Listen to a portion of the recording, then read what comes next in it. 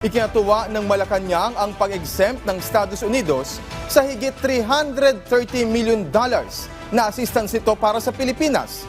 Sa kabila yan ang ipinag-utos ni US President Donald Trump na pag-freeze at pagripaso sa kanilang foreign aid. Si Kenneth Pasyente ng PTV sa Balitang Pambansa.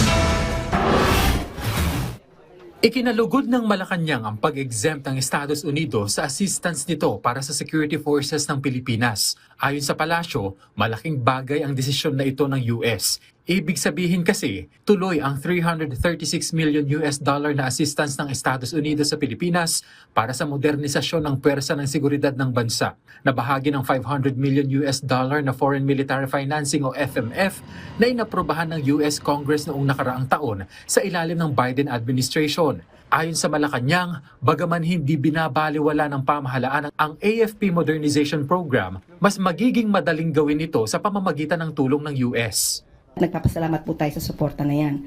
Tandaan po natin, ito pa ay mula sa pamahalaan po ni dating Pangulo na US President Biden, at ito pa rin po ay pinagtibay din po sa panahon po ni President Donald Trump. So masarap po na makatanggap ng ganitong good news, at ang suporta po ng US sa atin ay hindi po mapapasubali. Kasalukuyan din daw ang ginagawang evaluation ng Pangulo sa mga opisyal ng iba't ibang ahensya ng pamahalaan, kaya hindi pa tiyak sa ngayon kung magkakaroon ng balasahan. Pero sa pagkakaluklok ni Secretary Jay Ruiz sa PCO, asahan na raw ang pagbabago.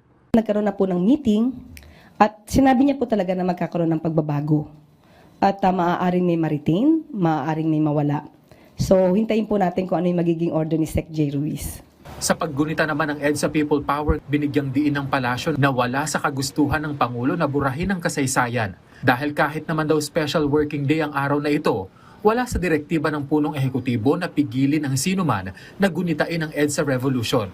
At hindi rin pinipigilan ng sinuman na makibahagi sa mga aktibidad tungkol dito.